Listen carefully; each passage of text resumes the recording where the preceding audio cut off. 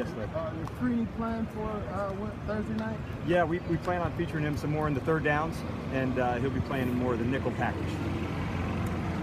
Today, I didn't see Jake Reed and Matt Wells practice. Yep, and so Wells was there. Jake Reed is still dealing with his foot issue, and so we'll fill you in on him. And also, trying to think who else. Chris Mays also still dealing with a foot injury, and we'll have some transactions to report on those two, both Jake and Chris Mays. Coach, when you get a guy like Freeney, based on this resume, you know what you're getting. But what are the intangible things you see out here in the meeting room that we may not see? I think just the passion for football, and like when he's walking down the hallway, just watching his iPad, watching pass rush from the day, like over and over. And I think his passion for what he does totally shows up. It's in the way he trains, it's the way he prepares, it's the way, like, you know, the stretch routine to come out to practice. He just has his world in order in terms of like doing everything I can to max it out, and it's one of the things I really admire about his coach. Jake was telling us he feels the same way about Alex Mack doing the same thing. You see him pulling these younger guys? Alex for sure is that way, and he's got a real voice about him. He'll pull people with him, and this is how another way I could do it. He'll explain it. He's been a real addition for us. He really has.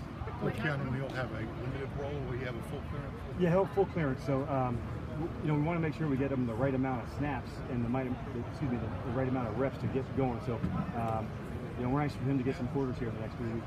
Coach, how important is it for your center to be the leader? I know Jake is they've kind of anointed him because of his status, but how good is it to have a center that's going to take that lead? It certainly helps, because the communication of that position, you better be on point. If Jack and I were together, sometimes it's a look, it's a hand signal, it's something that that person has to be able to communicate. So it starts there, and then it filters all the way throughout the line.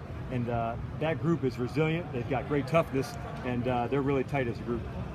I know you guys don't game plan for these games, but I know you also have an appreciation for the coach on the other side, Ray Horton, and his defense, having known what he brings. Yeah, for sure. How good of a test is that? I think both sides, with you as well, and they present a number of challenges. I've always felt like he does a really good job in putting people in the right spots to make plays, both offensively, and then Ray, our respect for him is through the roof. The pressure package, the mix between 3-4 and then the nickel package that they have. So it'll be a great test for us, a good evaluation time for us to go against some of the really good players they have as well. So we're looking forward to it. We really are. We don't spend a lot of time on the game plan, that is true, but the most important part of this is the evaluation to see how fast our guys can play, both mentally and physically. How do you as a staff balance out getting these guys used to game speed with the guys really wanting to play and get in there used to, as opposed to say, hey, let's just settle down and still preseason? Well, we don't necessarily go that way. And in fact, one of the most important parts for us is the way we practice.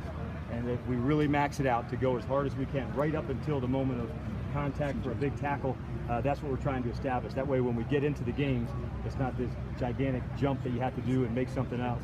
So we're glad all our rooks, with the exception of Keanu, got their first taste. It's still football, and like that's a good feeling. Okay, I can do this, and so for them, they'll now have some expectations going into this game. But it's a tight group, and like for instance, the linebacker room, you can see how far they're all in it for one another. The way Warlow helps Davondre, the way Spoon helps Dion, like they are totally in it for one another. That's just one small example of how far everybody's in it for one another, and it kind of just permeates all the way through the team. Does it make it tough when you can't tackle to the ground?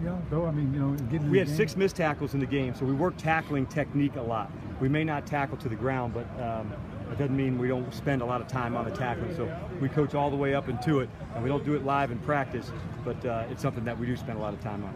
Coach Campbell and Jones start at linebacker for you? They're going to be in the mix a lot. Kind of every other series we'll get those two going.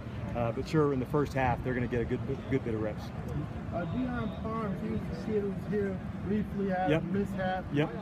What did y'all see to bring him back and give him a second chance? Well, number one, going back from all the way to last year on the evaluation, we thought, a nice size safety who had good range, who could cover. So when we brought him back through the off season, we wanted to see if that would stay true. He's very hungry and a guy who's wanting to go and